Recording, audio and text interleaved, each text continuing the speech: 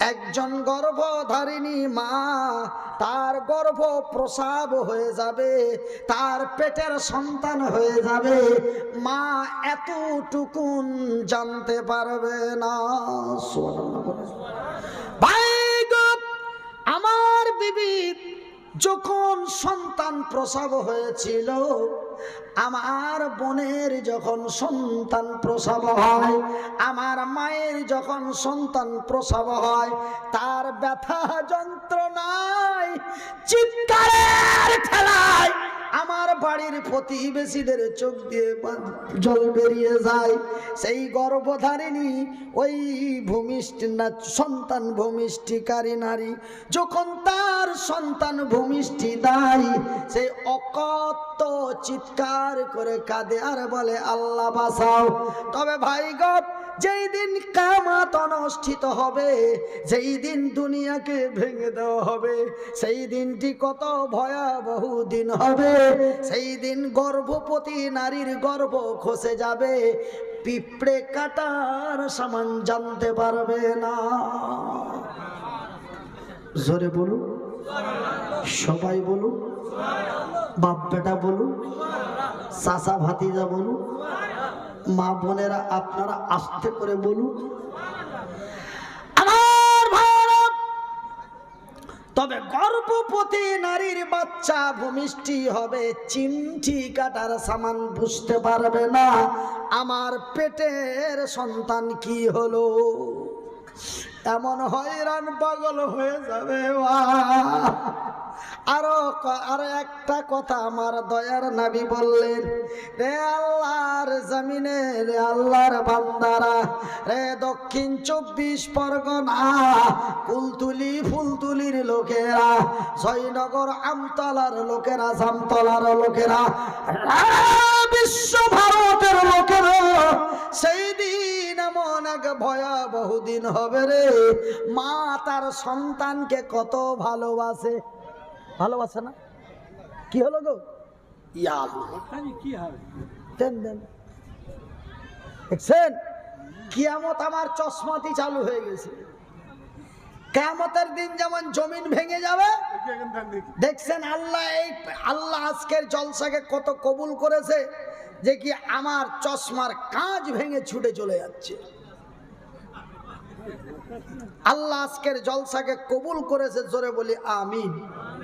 আরো একটু আস্তে করে বলি আমিন, একটু মহব্বত দিয়ে বলি। দেখেন, আমার চশমার কাঁচ ছুটে চলে গেল, আমি জানি না, আমি আপনাদের ওয়াজ দেখতেই আছি, এই কি হলো রে, কি হলো রে, কিন্তু দেখি হঠাৎ করে তাকিয়া চাচার হাতে আমার চশমার কাঁচ, আঙ্গুল দিয়ে দেখি তো কাঁচ গেছে। সুবহানাল্লাহি ওয়া বিহামদিহি সুবহানাল্লাহিল আযীম। একবার আস্তে করে জোরে বলি সুবহানাল্লাহ। আমার ভাইয়েরা, আমার সোনার চানেরা, তবে সেই দিনটি কত ভয়াবহ হবে, মানুষ কোনো খেয়াল থাকবে না। আজকে যেমন চশমার কাজ ছুটে গেল, আমি কিছুই বুঝতে পারলাম না, ঠিক একজন মা তার সন্তানকে কত ভালোবাসে বাবা, একজন মা তার সন্তানকে কত ভালোবাসে। শোনা, দেখুন আপনার মা আপনাকে কত ভালোবেসেছে জানি না, তবে আমার মা আমাকে এত ভালোবেসেছে রে, যেন আল্লাহর জমিনে এমন ভালোবাসা কেউ পায়নি। সুবহানাল্লাহ। ভাই গো, যার হাত দুটি নেই, যার পাও দুটি নেই, সেই লোকটা একা চলতে পারে না, একা ফিরতে পারে না, এই লোকটিকে মা কত যত্ন করে বুকে জড়িয়ে, বুকে আলগে কত কষ্ট করে লালন পালন করেছে। মানুষের দ্বারে দ্বারে ভিক্ষা করে, লেখাপড়া করিয়ে আল্লাহর দরবারে গভীর রাত্রে দোয়া করে বলেছে, আল্লাহ তুমি আমার মুনিরের নিরাপত্তা করে দাও, আল্লাহ তুমি আমার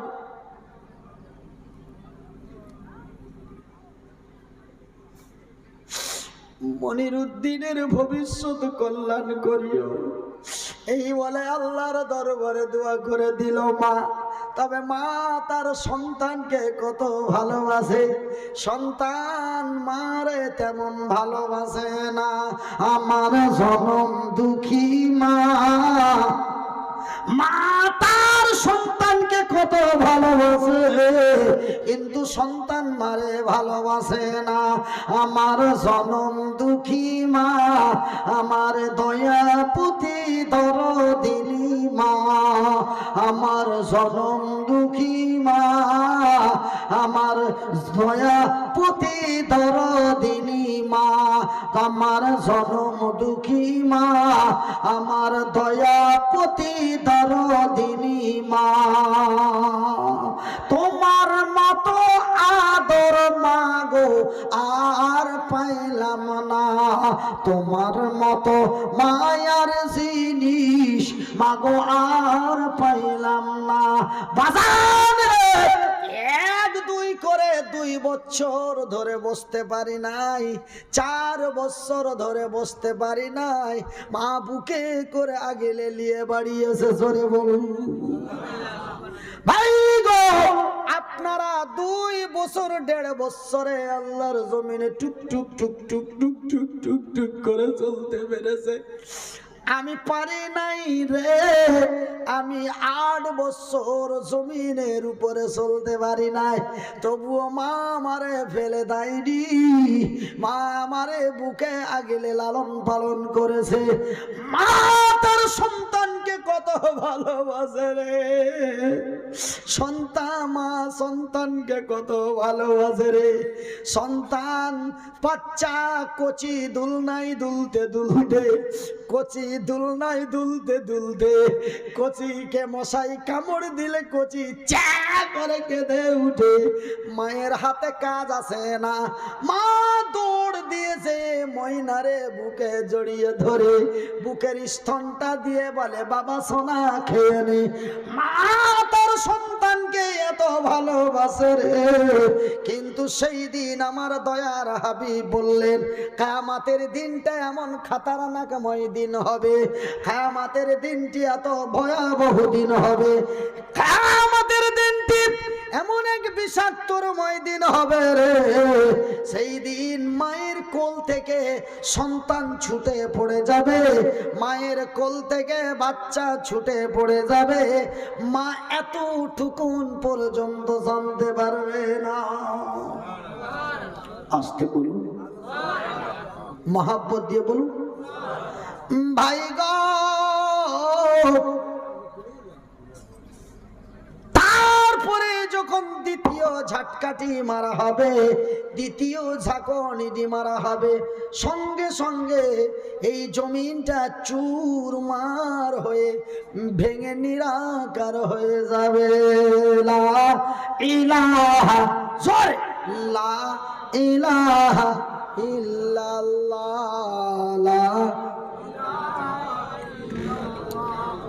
মোহাব্বত দিয়ে লা ইলাহা ইল্লাল্লাহ, লা ইলাহা ইল্লাল্লাহ। কি কি কি না না ঠিক আছে, লা ইলাহা ইল্লাল্লাহ, সুবহানাল্লাহ ওয়ালহামদুলিল্লাহ, সুবহানাল্লাহ ওয়ালহামদুলিল্লাহ, ওয়া লা ইলাহা ইল্লাল্লাহ, ওয়া লা ইলাহা ইল্লাল্লাহ, লা ইলাহা ইল্লাল্লাহ, লা ইলাহা ইল্লাল্লাহ। ভাইজান দ্বিতীয় ঝাটকাটি যখন মারা হবে, জমিনটা একাকার চুরমার হয়ে যাবে, সমস্ত কিছু নিরাকার হয়ে যাবে। আকাশ নেই, পাহাড় নেই, চন্দ্র নেই, সূর্য নেই, গ্যালাক্সি নেই, মহাশূন্য নেই। ভাইজান কিছুই নেই, সমস্ত কিছু ভেঙে চুরমার করে দেওয়া হলো, আর কিছুই নেই। আমার আল্লাহ তার ফারিস্তাদের এইদিকে আয় বলে, লাব্বাইক ইয়া রাব্বুল আলামিন। আমার আল্লাহ বলেন, রে আমার ফারিস্তার দলেরা, একবার চতুর্দিকে নজর চেয়ে দেখো তো, আমার জমি, আমার আকাশ জমিনের নিচে ভেঙে দেওয়ার মতো কিছু আছে নাকি? দেখ, ভালো করে দেখ। আছে কিছু ভেঙে দেওয়ার মতো? আমার আল্লাহর ফারিস্তারা বলে, গো আমার আল্লাহ, ওগো ওয়াহু আলা কুল্লি শাইইন কাদির, ভেঙে দেওয়ার মতো কিছুই দেখা যায় না, এমনকি একটি ছোট্ট পিপিলিকাও নজরে আসে না। শেষ করে দেওয়ার মতো একটা পিপিলিকাও নজরে আসে না। যতবার দেখি তুমি আর আমরা, আমার আল্লাহ বলে, আজরাইল রে,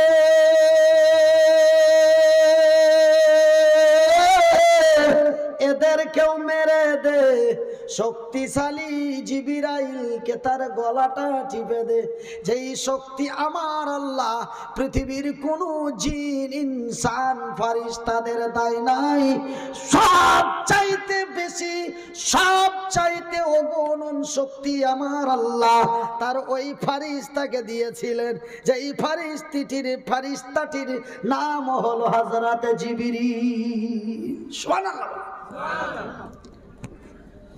ওর চাইতে আর বড় শক্তি কি ক্ষমতার শক্তি? না ভাই, শক্তি দুই রকম, একটা হচ্ছে শারীরিক শক্তি, আর একটা হলো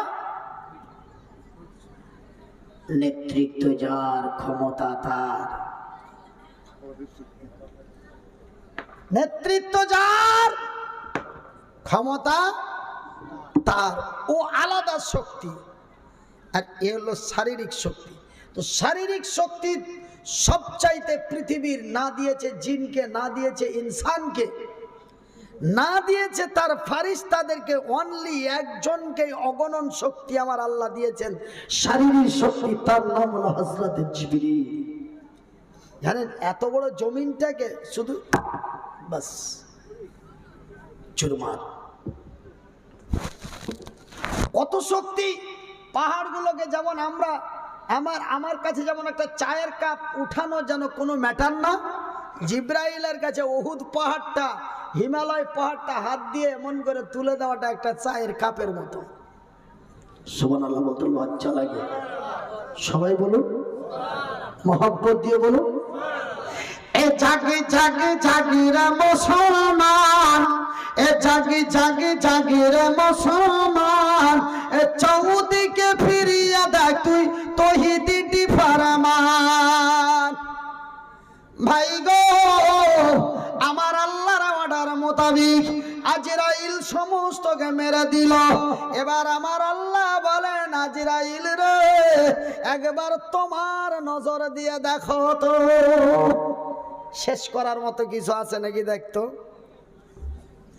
আজরাইল বলে, রব্বুল আলামিন, ডানে দেখি, বামে দেখি, সামনে দেখি, পিছনে দেখি, উপরে দেখি, নিচে দেখি, বারবার দেখি, যেদিকে দেখি শুধু তুমি আর আমি,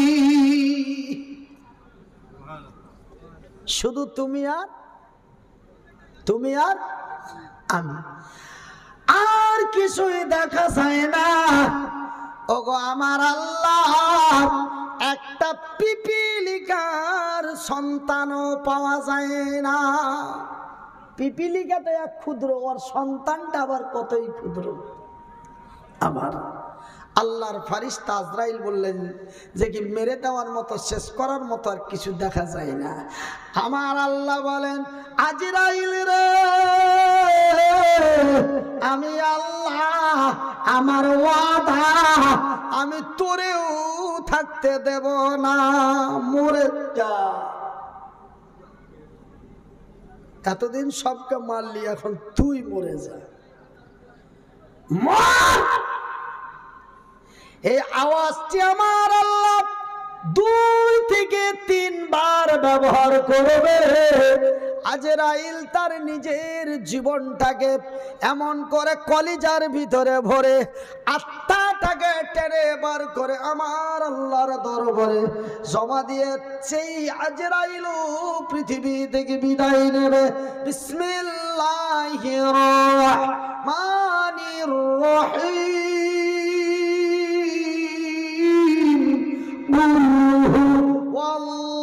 ওয়াল্লাহু আহাদ, সামাদ লাম ইয়ালিদ ওয়া লাম ইউলাদ ওয়া লাম ইয়াকুল্লাহু কুফুয়ান আহাদ। ওগো নবী বলে দাও কাকে বলবো, হিন্দু না জৈন, বৌদ্ধ না খ্রিস্টান, ইহুদি না নাসারা, দেওবন্দি না বেরেলি, হানাফি না কাদিয়ানি, মালিকি না হাম্বলি, শিয়া না সুন্নি, খান না পাঠান, তৃণমূল না বিজেপি, আরএসএস না বজরং, কাকে বলবো? আল্লাহ নবীকে বলছেন বলে দাও, তো কাকে বলবো? আমার আল্লাহ বলেন রে কুল্লু সমস্ত, কুল মানে সমস্ত পৃথিবীবাসীকে বলে দাও তিনি এক, তিনি একক, তিনি একা, তার মুখোপেক্ষী আর কোনো মাবুদ নেই। তিনি এক, তিনি একক, তিনি একা, তার মুখোপেক্ষী আর কোনো উপাস্য নাই। আমার ভাইয়ের, আমার বন্ধুরা, আমার শিক্ষিত শোনাচ্ছেন বাবারা, এবার আজকে তার প্রমাণ হয়ে গেল আমার আল্লাহ ছাড়া আর কিছুই নাই। ভাই গো, আমার আল্লাহ তার এমন আরশে কুরসি, তার আরশে মহল্লায় বসে এই দুনিয়াকে বলবে, এই দুনিয়া, এই দুনিয়া আইনা সাজারো ফি, রে পৃথিবী, রে পৃথিবী, তোর উপরে যে সাজানো গাছগুলি ছিল, কি ছিল? ওই ডাবের গাছগুলি ছিল, আমের গাছগুলি ছিল, কলকাতার ইডেন গার্ডেন ছিল, বড় বড় বট গাছগুলি ছিল। এই কিছু আমার শত্রুরা, দুশ্মনেরা, যারা আল্লাহকে ছাড়া অন্যকে অন্যের কাছে প্রাধান্য দেয়, তারা হলো আল্লাহর দুশ্মন, তারা হলো আল্লাহর শত্রু। আমার আল্লাহ বলে ইন্নাস শিরকা লাযুলুমুন আযীম, যারা আমার সাথে কাউর শরীক করে তারা যেন আমার সাথে জুলুম করে। মায়ের আমার, আব্বা জান, সোনার চানেরা, অনেকেই এই মুসলমানের জন্মভূমি, এই মুসলমানের বাচ্চারা অনেকেই বট গাছে কাপড় ঝোলায়। বট গাছে কাপড় ঝোলায় না এই মুসলমানেরা? অনেক মুসলমান আছে না, আমি অমুসলিমের কথা বলি না, অনেক মুসলমান বট গাছের শক্তি আছে বলে বট গাছকে প্রাধান্য দেয়। আমি কি কথাটা বেশি বলছি? হ্যাঁ, বেশি বলছি? ভাইজান, বন্ধুরে আমার, উত্তরবঙ্গের কোচবিহার বলে একটা জেলা আছে, আছে? উত্তরবঙ্গের কোচবিহার বলে একটা জেলা আছে, ওই জেলাতে দেখা যায় 5 পীর। কয় পীর? 5 পীর। আমাকে 5 পীর দর্শন করাতে নিয়ে গেল। আমি 5 পীর দর্শন করতে গেলাম। আমি বললাম এখানে কোন কোন বাবা আছে? বলে এখানে কোনো বাবা নাই, একটা মরা বিড়ালও দাফন নাই। তবে কেন 5 পীর বলেন? বলে হুজুর এখানে পাশাপাশি একই সাথে 5টা বট গাছ। আমার বাবারা বুজুর্গ ব্যক্তি ছিল, তারা মনে করলো নিশ্চয় এখানে কোন আল্লাহর মুসলেহাত আছে, না হলে এক জায়গায় কেন 5টা বট গাছ বের হবে। এই জন্য আমরা এই বাবা বাপ দাদার আমলকে মেনে এই 5টা বট গাছকে প্রাধান্য দিয়ে চতুর্দিকে ঘেরে আমরা এটাকে 5 পীর বলে মেনে যাচ্ছি। ও শালাকে চাপ্পল দিয়ে মারবেন না। আমার আল্লাহ এই কথাই বলছেন, এই দুনিয়া আইনা সাজারো ফি, রে পৃথিবী জবাব দে, তোর উপরে যেই বড় বড় বট গাছগুলি ছিল, আরে কিছু বেয়াদব আমার দুশ্মন মুসলমানেরা এরা বট গাছের শক্তি আছে বলে তারা বট গাছকে প্রাধান্য দিয়েছিল। আজকে বট গাছগুলি কোথায়? ক্ষমতা কার? কথা বলে, ক্ষমতা কার? ক্ষমতা আল্লাহ, ক্ষমতা আল্লাহ। বলো, সেই দিন আল্লাহর জমিন আল্লাহর কাছে লাজবাব হয়ে যাবে। সুবহানাল্লাহ বলুন, সুবহানাল্লাহ বলুন। আমাকে মানুষ আমার জলসার ডেট নিতে চাই না বাবা। কেন চাই না জানেন? আমি এই সব ধরনের কথাগুলি, হক কথাগুলি মানুষের কাছে আমি ওই গীত গেয়ে গেয়ে কোনো জীবনী ওয়াজ করতে পারি না।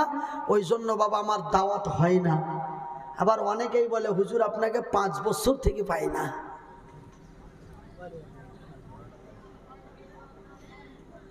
জানেন আমার চরিত্র, আমার ব্যবহার এটাই যে আমি ওই গীত গাহানো সুর মিলিয়ে গীত গাহানো কোনো জীবনী বক্তব্য দিতে পারি না। আমার বক্তব্য হলো মানুষের অন্যায় থেকে ন্যায়ের দিকে সরে আসা।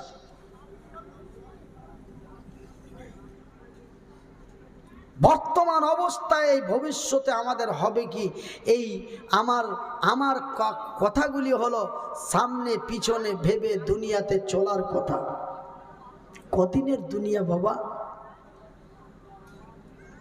আমি মনিরুদ্দিন এই স্টেজে বসে আলোচনা করি, বাজানের স্টেজ থেকে নেমে রুমে চলে যাব এমনটাই গ্যারান্টি আমার নাই। আপনাদের কাউরি আছে? তুমি কিসের দুনিয়া রে? কেনই বা এত দাদাগিরি? কেনই বা এত অন্যায়? কেনই বা এত অত্যাচার? কেনই বা এত অবিচার? আমার আব্বা জান শোনাচ্ছেনেরা, আমার শিক্ষিত বুদ্ধিজীবী বোনেরা, আমার আল্লাহ বলেন আইনা জিবালফি, এই দুনিয়া আইনা জিবালফি, রে পৃথিবী জবাব দে, রে পৃথিবী জবাব দে, কাল রে পৃথিবী জবাব দে। সেই দিন ওই আমার জমি, এই জমিন জবাব দে। তোর উপরে যে বড় বড় পাহাড়গুলি ছিল, হিমালয় পাহাড় থেকে নিয়ে উহুদ পাহাড় পর্যন্ত, বদরের পাহাড় থেকে নিয়ে নূর পাহাড় পর্যন্ত, তোর জমিনের উপরে যে বড় বড় উঁচা উঁচি পাহাড়গুলি ছিল, সেই পাহাড়গুলি কোথায় জবাব দে? সেই দিন পৃথিবী লাজবাব হয়ে যাবে। আমার আল্লাহ বলেন এই দুনিয়া আইনা আসগারফি, এই দুনিয়া আইনা আসগারফি, রে পৃথিবী জবাব দে, রে পৃথিবী জবাব দে। তোর উপরে যে স্বৈরাচারগুলি ছিল, যারা অন্যায়ের প্রতি জুলুম করে, যারা ন্যায়ের প্রতি জুলুম করে সাধারণ মানুষের বড় কষ্ট দিত, আজকে তারা কোথায়? আমার ভাইয়ের, আমার বন্ধুরা, রে আমার আব্বা জানেরা, এবার সেই দিনটি বড় কঠিনময় হয়ে যাবে। এবার আপনারা বলবেন, মনিরুদ্দিন ভাই, এই সব ওয়াজ শুনিয়ে কি লাভ? আমার আল্লাহর রাগ হয়ে গেল, আকাশ জমিন পাহাড় পর্বত নদ নদী মানুষ সমস্ত কিছু ভেঙে দিল, চুরমার হয়ে গেল, মরে গেলাম, পচে গেলাম, সরে গেলাম, হাড্ডিগুলি মাটির সাথে মিশিয়ে গেল, খেলা শেষ। এই সব ওয়াজ শুনিয়ে লাভ আছে? এই সব ওয়াজ শুনিয়ে লাভ আছে? আমাকে কোন ছেলে প্রশ্ন করছে, মরে গেলাম, পচে গেলাম, সরে গেলাম, হাড্ডিগুলি মাটির সাথে মিশিয়ে গেল, গল্প শেষ, খেলা শেষ। আমার আল্লাহর রাগ হয়ে গেল, আকাশ জমিন পাহাড় পর্বত ভেঙে দিল, তো কি হয়ে গেল? মরে গেলাম, পচে গেলাম, সরে গেলাম, হাড্ডি গুলি চলে গেল, খেলা শেষ। খেলা শেষ বাবা। আপনারা একটু আওয়াজ ছেড়ে বলুন তো, খেলা শেষ? খেলা হবে, এখন হবে আসল খেলা। এখন কোন খেলা হবে বাবা? এখন হবে আসল খেলা।